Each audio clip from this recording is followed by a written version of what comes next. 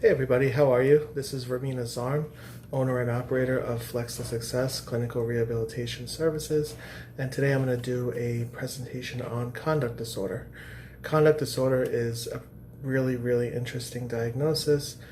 At the therapy practice that I work at part-time, I encounter tons of kids that are diagnosed with conduct disorder. This is also a really great presentation for parents who are noticing some abnormal aggressive traits in their children and are suspicious that they might be exhibiting some type of a conduct disorder. And I say some type of a conduct disorder because conduct disorder does break up into two subsets.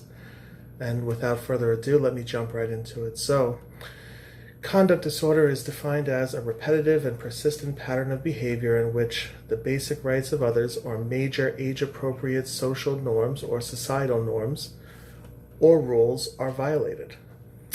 This violation of rules basically breaks into four subsets. The first one is aggressive conduct. The second one is non-aggressive conduct. The third one is deceitfulness or theft. And the fourth one is serious violation of rules. So the behaviors of the person with conduct disorder will usually fall into one of these four categories when they're engaging in the symptoms of their disorder. Also, there are 15 criteria in order to diagnose someone with conduct disorder. Out of those 15 criteria, you must have 3 of those criteria for the past 12 months, with one of those 3 being exhibited within the past 6 months.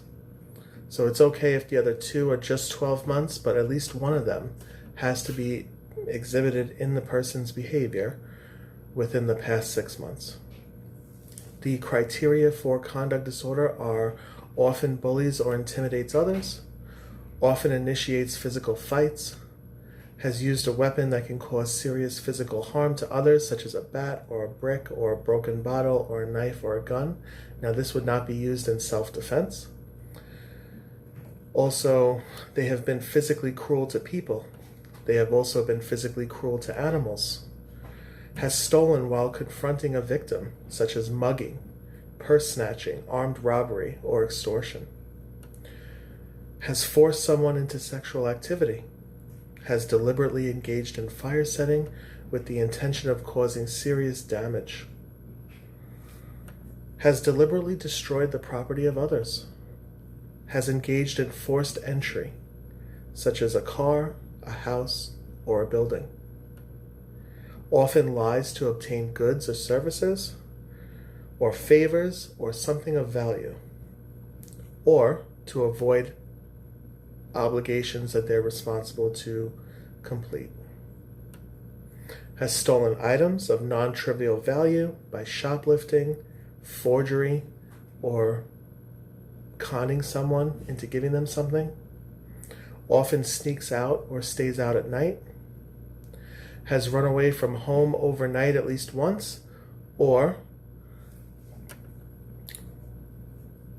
twice with returning to so either they ran away from home once and stayed out overnight for a lengthy period of time, or they ran away from home twice but they came back the same day. And the last criteria is often truant from school.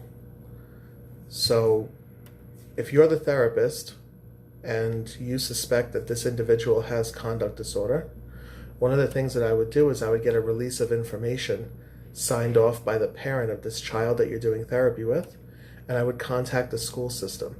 The information that you get from the school system will be very integral in making a diagnosis for conduct disorder. If the individual does in fact have this clinical illness, it will be very clear by the reports that you get from the school that there are some serious significant issues and that it points in the direction of conduct disorder. Another important thing to note is that when you're gauging conduct disorder, you want to look at the prosocial emotions that are exhibited by the child if they do in fact have a diagnosis of conduct disorder. And I'll explain why this is important in a second. The prosocial emotions that I'm talking about is, do they have a lack of remorse or guilt? In other words, when they do something that they know is wrong, does the child exhibit any emotional reaction? Do they feel guilty? Are they upset? Did they cry about it? Are they sad? You want to be able to gauge that as the adult or as the therapist. Are they smiling while they're telling you that they robbed someone? Are they smiling while they told you that they set a building on fire? You want to observe their body language and see, where is this person at? How comfortable are they with engaging in abnormal behaviors? The second one is callousness or a lack of empathy. Does the person have any empathy for other people? Are they able to put themselves in other people's shoes and understand the emotions that they're feeling and why? That's a very important skill for someone who doesn't have conduct disorder, who's exhibiting normative behavior. The more pro-social emotions that someone has, like if they have empathy, if they have remorse, if they feel guilt, it means that the disorder will probably be less intense in them and may not even last through adulthood. The next one is unconcerned about performance. So if they're getting like 40s and 30s in school and they're laughing about it and they think it's a big joke, that's a red flag. I would be like, okay, this might be a severe form of conduct disorder versus like a mild form. The last one is shallow or deficient affect. Is the person's affect like very flat and like emotionless? Are they exhibiting emotion?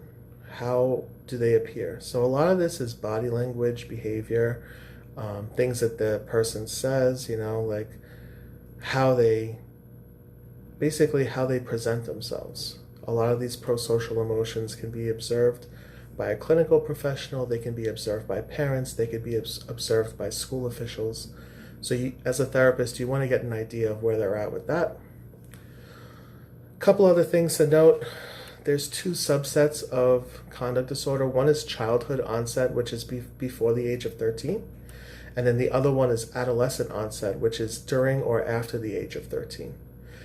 Childhood onset, if you're diagnosed before the age of 13 with conduct disorder, there's a very, very high chance that your child will be male and that your child will be exhibiting significant aggressive behavior, increased physical aggression versus adolescent onset. And there's a very, very, very high chance that these behaviors will persist through adulthood. If your child's diagnosed with adolescent onset, which is during or after the age of 13, they are less likely to display aggressive behavior. So they'll still have symptoms of conduct disorder, but it might be more like shoplifting or stealing or like sneaky behaviors where like they really don't want to get caught and they don't want to deal with confrontation. Believe it or not, those are actually less severe. That's a less severe form of conduct disorder than the childhood one. If someone's aggressive and in your face and is holding you up at gunpoint and robbing you and laughing about it as they run away with your money, that's a much more severe form, and you want to get that person help immediately. That's an emergency situation in terms of conduct disorder, and I would definitely diagnose with severe if those behavior symptoms are present. So what I mean by that is there's mild, moderate, and severe. The DSM-4 likes to diagnose on an array of levels, and those are the three levels of conduct disorder that you would diagnose with. Also, the adolescent onset is more likely to have normative peer relationships. Now, they will exhibit their conduct disorder symptoms in those relationships. So they will try to bully their peers, and they will try to steal from them, and they will try to intimidate them. But chances are, if it's adolescent onset conduct disorder, if the person fights back, a lot of times the person with conduct disorder will back down because they just don't have as strong of an issue with the conduct disorder as the childhood onset does. The childhood onset is just a more intense form of the disorder. So they're going to be a lot more physically challenging to deal with and emotionally and mentally challenging to deal with as a parent. And that's just something to keep in mind. So there's no direct medication for conduct disorder. I will post a list of therapies that can be used. I'm not going to get into all of them.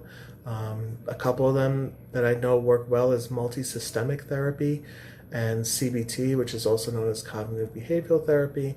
I strongly push that one in all my videos because I use it a lot. But there are also multiple other forms of therapy that I'm not as familiar with, but I've heard are very effective. So I want everyone to be informed, and I'll give you the list on here. You'll see it flash up on the screen, and you could take a look at it, pause the video, and see if it's anything that you would like to try. There is, like I was saying before, there's no direct medication to treat conduct disorder. There's no easy cure for it or any way to make the symptoms of it go away. A lot of it is a fixed ingrained mentality where the child believes that this is the way they need to operate in order to be successful. It takes a lot of time and a structural home environment of firm rules and consequences for behaviors in order to reshape a child's mentality and help them to understand that there are better ways to function in society to get what you want other than trying to physically intimidate or dominate other people. Medications can be used to treat some of the surrounding behaviors around conduct disorder. For instance, if your child's fighting all the time, risperidone as an antipsychotic might be a good medication to calm the child down and to reduce their desire or urge to want to engage in physical fights.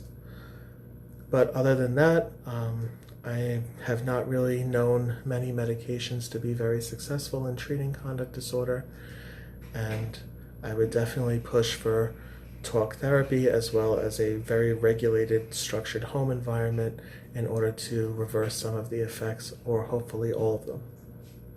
Right, so this is my presentation today on conduct disorder. I hope you guys enjoyed it.